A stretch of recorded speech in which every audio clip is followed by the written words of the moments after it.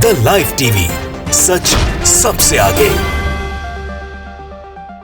रूस ने दे दिया है ईरान को अपना पूरा समर्थन और इजराइल की अब सामत आने वाली है। ये बातें हम इसलिए कर रहे हैं क्योंकि नौसेना का युद्ध अभ्यास एक साथ रूस और ईरान कर रहा है। ये बड़ी खबर है।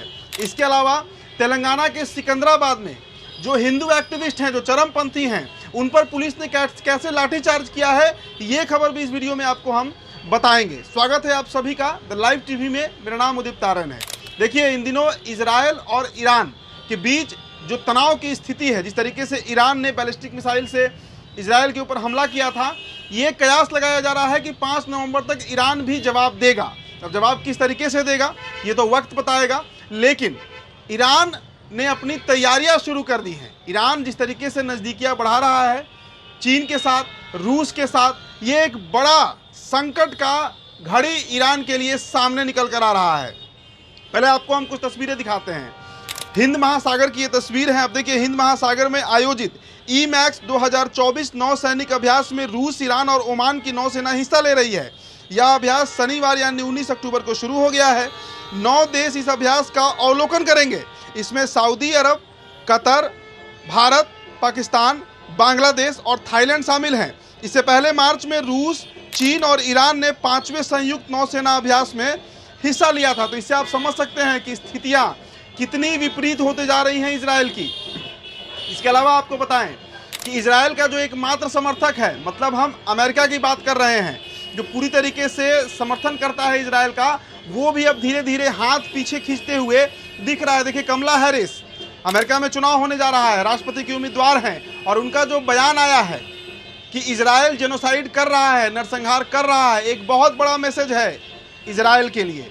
जिस तरीके से फिलिस्तीन में, लेबनान में, इसके अलावा ईरान में जो गतिविधियां इजराइल की तरफ से की गई, नरसंहार किया गया, अब पूरी दुनिया धीरे धीरे इजराइल के खिलाफत में आ रही है। आपको बताएं कि ये जो नौसेना अभ्यास है, इसकी पुष्टि और खबर ईरान की एक टीवी ने किया है। ईरान की सरकारी टीवी के मुताबिक इस अभ्यास का मकसद क्षेत्र में सामूहिक सुरक्षा को बढ़ावा देना है। इसके अलावा बहुपक्षीय सहयोग का विस्तार करना, शांति और मित्रता और समुद्री सुरक्षा शामिल हैं। अभ्यास में शामिल देश अंतर्राष्ट्रीय समुद्री व्यापार, समुद्री मार्गों की रक्षा, राहत एवं बचाव कार्यों की सूचना के आदान प्रदान करने की रणनीति पर अभ्यास करेगा। तो आपको बताएं कि जिस तरीके से स्थितियां बिगड़ी हैं ईरान और इजराइल के बीच, देखिए 1 अक्टूबर को ईरान ने इजराइल पर 180 से अधिक बैलिस्टिक मिसाइलों से हमला किया था। हालांकि कई ऐसे मिसाइल थे जिन्हें इजराइल ने आकाश में ही ध्वस्त कर दिया था। हालांकि छोटा मोटा नुकसान जरूर हुआ था, लेकिन बावजूद इसके बड़ा नुकसान से इजराइल बच गया था।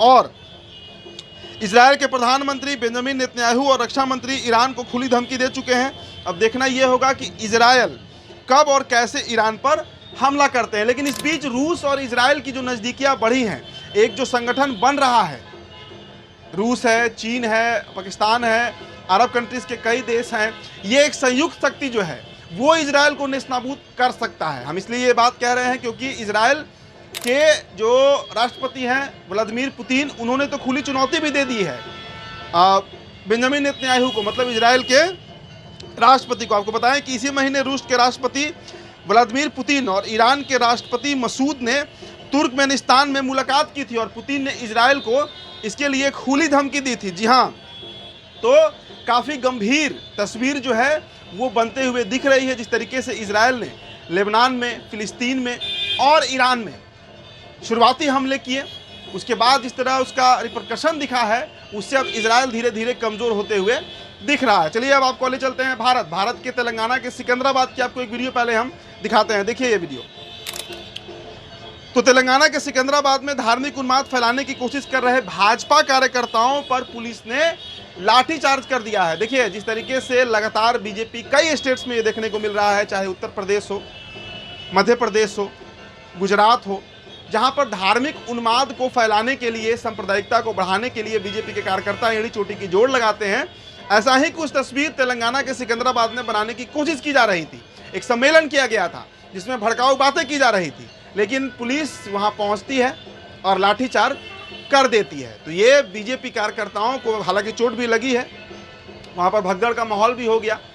चोज एंड कन्फ्यूजन का माहौल हो गया। बावजूद इसके जिस तरीके से लाठीचार्ज हुआ है, ये एक बहुत बड़ा संकेत भी है, क्योंकि तेलंगाना के सिकंदराबाद में जो आयोजन किया गया था, इसका जो उद्देश्य था वो एक धर्म समुदाय विशेष यानी मुसलमानों के खिलाफ नफरत फैलाने की एक रणनीति के तहत किया गया था, जिसके जवाब में राज्य की पुलिस ने लाठीचार्ज कर दिया। तो फिलहाल इस रिपोर्ट में इतना ही। मेरा नाम उदित तारन है, बहुत बहुत शुक्रिया। द लाइव टीवी, सच सबसे आगे।